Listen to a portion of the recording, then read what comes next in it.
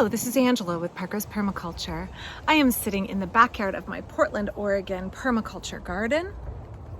It's the very tail end of summer and things are starting to kind of wind down a little bit. I actually pulled up some summer squash, not because they were done producing summer squash, but because I am done shredding and freezing zucchini and I am just overwhelmed. So I pulled up half my plants and I'm starting to prune off the tips of my tomatoes, any of the blossoms and any of the green immature fruit I know is not going to ripen in time.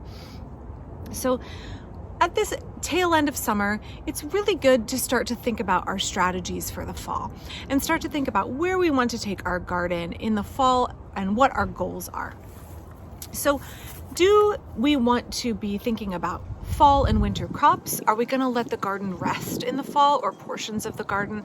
And are we going to think about remineralizing the soil, adding cover crops, turning in manure, thinking about mulching and adding biomass in general? These are all really important questions we need to be asking ourselves at this time of year, the very tail end of August and beginning of September, where I am in Zone 8B. Now, where you are, you may be asking these questions a few weeks earlier or a few weeks later. Again, make sure that you are tailoring your garden plans for your climate zone.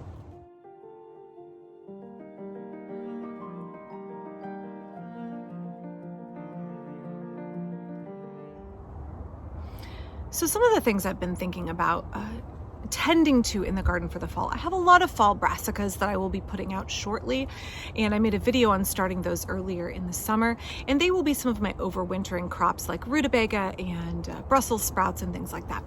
But I let a large portion of the garden just rest in the winter, and those are areas where I think about remineralizing my soil. I add in a layer of azomite and glacial rock dust so that the bacteria in the soil and the fungal life of the soil have time to make those trace minerals bioavailable to my plants next spring.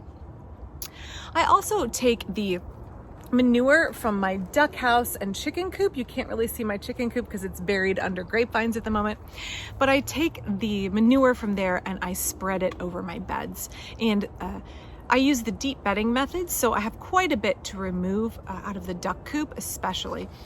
And on top of that, I'm going to add all of the chop and drop you can see here. These are the squash that I pulled up and some nasturtiums that were in the path. All of that chop and drop will also get added to the top of my beds. I don't practice any kind of composting in bins anymore. I find that the heat of a hot compost attracts rodents, which are a significant problem for most Portlanders. The city does a pretty poor job of dealing with the rodent issue, and it doesn't matter where you live in Portland, you have to be really careful about what attracts rodents to your garden, and a hot compost really, really attracts them. It's a nice, warm, cozy nest for them in the winter, and I don't want to give them that kind of habitat.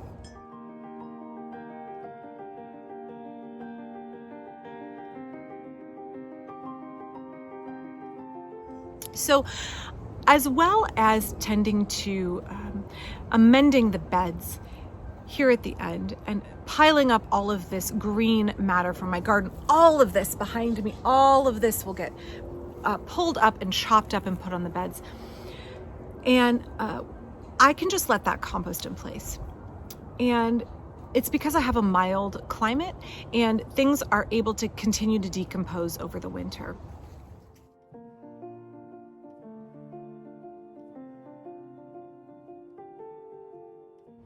Now, besides dealing with the fall and winter crops, putting in amendments, adding manure, adding azomite, adding chop and drop onto the beds, there isn't a lot that I do for my garden over the winter. Once I pruned all of my orchard in the heart of the winter, I have an opportunity to let the garden rest and to think about my planning and strategizing for next year.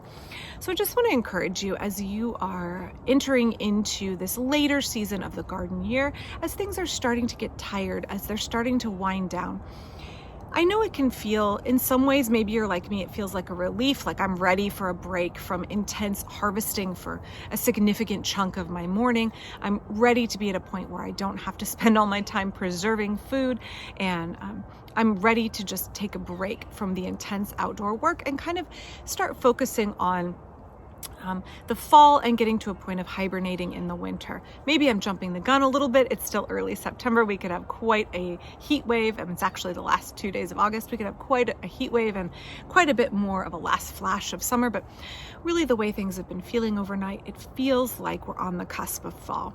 And so for me, that is the acknowledgement that I need to take an assessment of what has worked well and what has not worked well. And I need to think about what the coming weeks are going to mean in terms of my garden chores and obligations. So I know this is a little bit of a short video for me, but that's because I am getting ready to take care of a whole lot in the garden the rest of the evening, and there's only a couple hours of sunlight left. So I thought I would just give this quick little blurb so that you all know that I'm also thinking about strategizing about the fall. If that's on your mind, it's on my mind as well. And it's a really good time to take an assessment of what you want to dive into over the next coming weeks. If you want to plant those cover crops, be purchasing those seeds now. If you want to be doing overwintered fall crops, now is a time to buy starts if you didn't start things earlier in the year. It's not too late to begin to start things like peas and beets from seed to overwinter here in Zone 8B.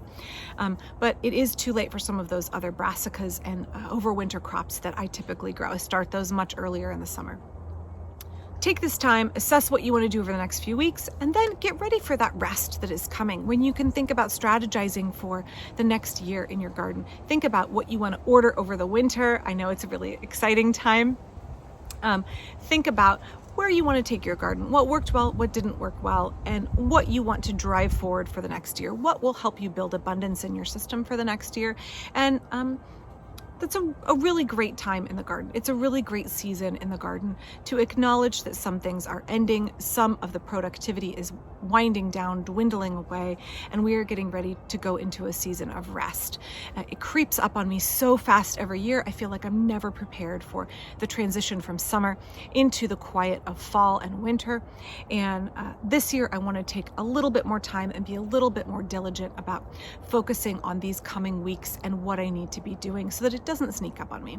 So for you, I hope you're encouraged that it doesn't have to sneak up on you either. You can take some time right now and pause and think about where you want to be going over the next few weeks and how it's going to lead you into that time of rest that is on the way soon. It'll be here soon. So take care of yourselves, and I'll be back. Thanks.